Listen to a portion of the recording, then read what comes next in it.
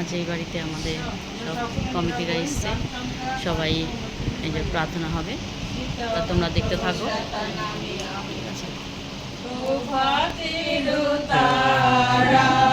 মাতা মারিয়া সুচিতার প্রতিমা, জীবনের আশা তুমি মাধুর্য বিদায়িনী মা।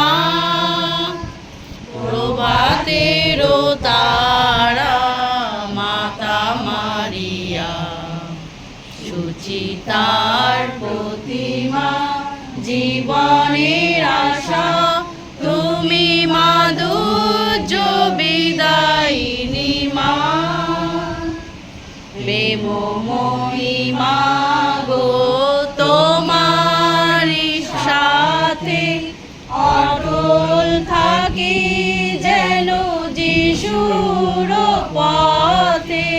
প্রেমময়ী মা গো তোমারি সাথে অটল থাকি যেন যিশুর পথে। ধর্মে দর্পণ মোদের আনন্দ, ধর্মে দর্পণ মোদের আনন্দ। প্রণমি তোমারে ও গো মা, তুমি মাধুর্য বিদায়িনী মা। প্রভাতের তারা মাতা মারিয়া সুচিতার প্রতিমা, জীবনের আশা তুমি মাধুর্য বিদায়িনী মা। জীবন পাশার অসীম বক্ষে চলিব তোমায় হেরি চরণ লক্ষ্যে। জীবন পাতার অসীম বক্ষে চলিব তোমায় চরণ লক্ষ্যে। আদরিণী মা গো শান্তিদায়িনী, আদরিণী মা গো শান্তিদায়িনী। অভয় সরণী হও মা, তুমি মাধুর্য বিদায়িনী মা। মুক্তির পথ দেখিয়েছিলেন। সেই মাতা মরিয়ম পবিত্র ছিল এবং ঈশ্বরের আজ্ঞাবহ ছিল, তাই তার গর্ভে সেই খ্রিস্টকে আসতে পেরেছে।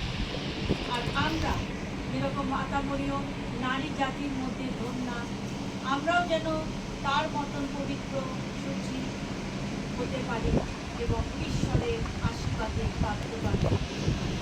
খ্রিস্ট প্রভু এই পৃথিবীতে যখন সেই মাতা মরিয়মের গর্ভে এসে সমস্ত মানুষের কাছে সত্য সুসমাচার প্রচার করেছিলেন, আর যখন খ্রিস্ট প্রভু সেই প্রচার করছিলেন তখন তিনি সর্বদা প্রত্যেকটা মানুষকে এই বিষয় জানাতেন, যাতে মানুষ এই পৃথিবীতে শান্তিতে থাকতে পারে এবং এই পৃথিবীতে কেউ চিরস্থায়ী নয়।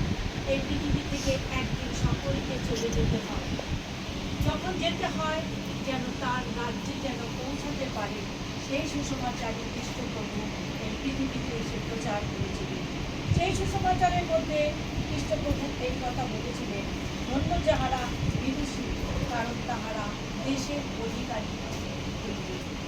তো সেই অনন্ত দেশের অধিকারী হতে পারি যদি আমরা এই জীবনে বিদুষী হই, তখনই কিন্তু আমরা অনন্ত রাজ্যে পৌঁছাতে পারবো এবং সেই দেশের অধিকারী হতে পারবো। ধন্য যাহারা ধার্মিকতার জন্য ক্ষুদিত কৃষিত, কারণ তাহারা পরিতৃপ্ত হইবে। যেরকম খ্রিস্ট প্রভু সর্বদা তার সুসমাচার প্রচার করত আর মানুষ এই সমস্ত কথা শুনত, আমরাও যেন সেই তার মতো ধার্মিকতার জন্য, বাক্যকে শোনার জন্য, সেই পথে চলার জন্য আমরা যেন ক্ষুদিত কৃষিত হতে পারি। যদি আমরা ক্ষুদিত কৃষিত হই ধার্মিকতার বাক্যের জন্য, আমরা একদিন শক্তি পরিপূর্ণ করতে পারবে। ধন্য যাহারা দয়াশীল, কারণ তাহারা দয়া পাইবে।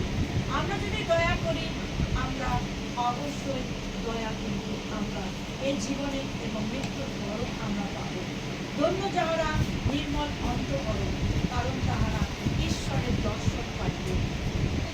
যেরকম মাতা মরিয়ম যখন খ্রিস্ট প্রভুকে তার গর্ভে ধারণ করবে, তার আগে কিন্তু ঈশ্বর তার দুঃখের মাধ্যমে তাকে সেই দর্শন দিয়ে তাকে সমস্ত কিছু জানিয়েছিলেন যে কিভাবে তিনি গর্ভবতী হবেন, কিভাবে তিনি খ্রিস্ট প্রভুকে জন্ম দেবেন।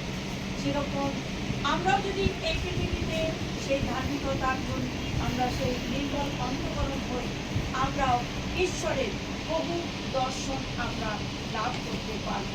ধন্য যাহারা মিলন করিয়া দেয়। যখনই পৃথিবীর মধ্যে কোনো রকম বিবাদ হতো, সেই সময় যেমন খ্রিস্ট প্রভু মানুষের মধ্যে মিলন করে দিত, আমরাও যেন এই পৃথিবীতে মিলন করতে যেন পারি, কারণ তাহারা ঈশ্বরের পুত্র বলিয়া আখ্যাত হইবে। ধন্য যাহারা ধার্মিকতার জন্য তাড়িত হইয়াছে, কারণ স্বর্গরাজ্য তাদেরই। যদি ধার্মিকতার পথে চলতে গিয়ে খ্রিস্ট প্রভুর বাণী প্রচার করতে গিয়ে যদি মানুষের জীবনে দুঃখ কষ্ট জ্বালা যন্ত্রণা অপমান আসে, তথাপি বলছে যদি তোমরা ধার্মিকতার জন্য তাড়িত হও, তাতেও কিন্তু যেন পিছুপা না হয়, যেন স্বর্গরাজ্য বলছে তাদেরই। ধন্য তোমরা যখন লোকে আমার জন্য তোমাদেরকে নিন্দা ও তাড়না করে এবং মিথ্যা করিয়া তোমাদের বিরুদ্ধে সর্বপ্রকার মন্দ কথা বলে।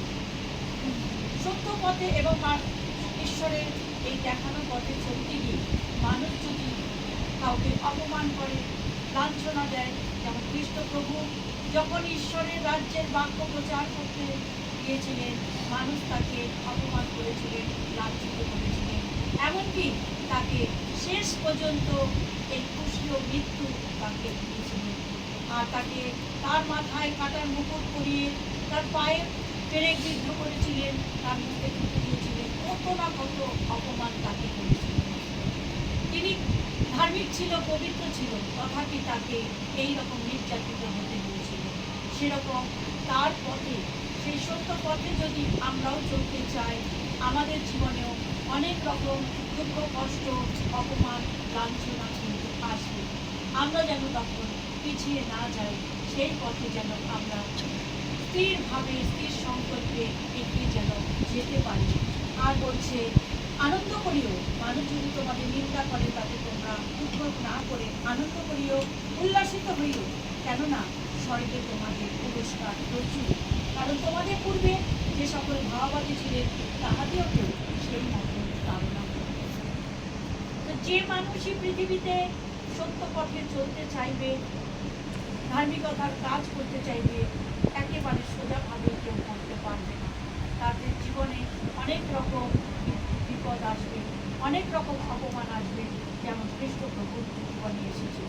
তথাপি খ্রিস্ট প্রভু কিন্তু সর্বদা সে দুঃখ কষ্ট সব কিছু সহ্য করে আমাদের জন্য মুক্তির পথ প্রস্তুত করে দিয়েছিলেন। তাই আমাদের বলছে যে তদ্রূপ তোমাদের দীপ্তি মনুষ্যদের সাক্ষাতে উজ্জ্বল হোক।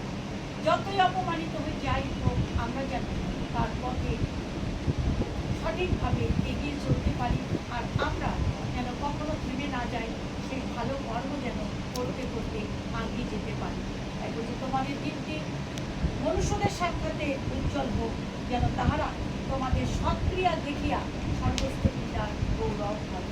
যদি সত্য পথে চলতে বাধা বিঘ্ন যাই আসুক, যেন তথাপি এগিয়ে যেতে পারি। আর এগিয়ে গিয়ে মানুষের মধ্যে যখন সেই সদ্ভাব দেখবে, সবাই কিন্তু তখন ঈশ্বরের গৌরব করবে। খ্রিস্ট প্রভু এই পৃথিবীতে এসে এত রকম তাকে তাড়না সহ্য করতে হয়েছিল, কিন্তু থেমে যায়, সে সর্বদা এগিয়ে গিয়েছিল। আর মানুষ তাকে যত নিন্দিত করেছিলেন, আজ কিন্তু সবাই সেই যিশুর গৌরব করছে, কারণ যিশু সর্বদা সকলের জন্য অপমানিত হয়ে পিতাকে বলেছিলেন, হে পিতা, ওরা কি করছে? শারদের শিউলির গান